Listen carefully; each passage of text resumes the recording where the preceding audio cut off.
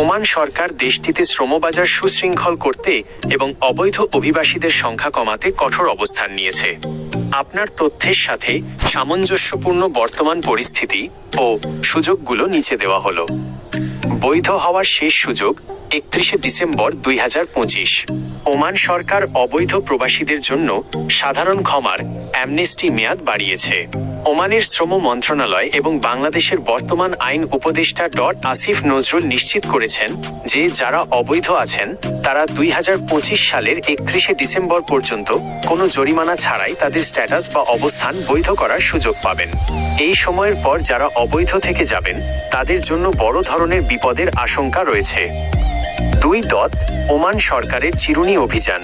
Oman police, ROP এবং শ্রম মন্ত্রণালয় নিয়মিত যৌথ অভিযান পরিচালনা করছে। যারা এই সাধারণ ক্ষমার সুযোগ নেবেন না তাদের ক্ষেত্রে নিম্নোক্ত ফলাফল হতে পারে: মোটা অঙ্কের জরিমানা, আগের সব বছরের জন্য বিশাল অঙ্কের জরিমানা গুনতে হতে পারে। জেল ও নির্বাসন, ধরা পড়লে জেল খাটার পর স্থায়ীভাবে দেশে পাঠিয়ে দেওয়া, ডিপোর্টেশন হতে পারে।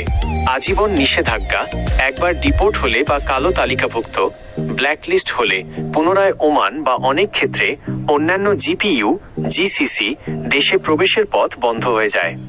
3. প্রবাসীদের জন্য বিশেষ সুযোগগুলো।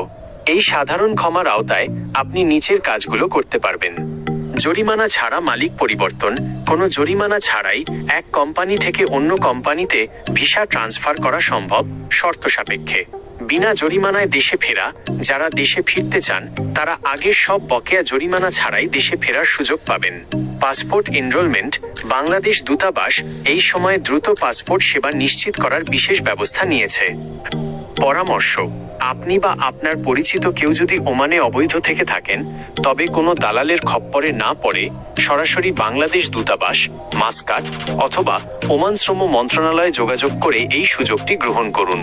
মনে রাখবেন, 31 ডিসেম্বরের পর আর কোনো ছাড় পাওয়ার সম্ভাবনা নেই বললেই চলে।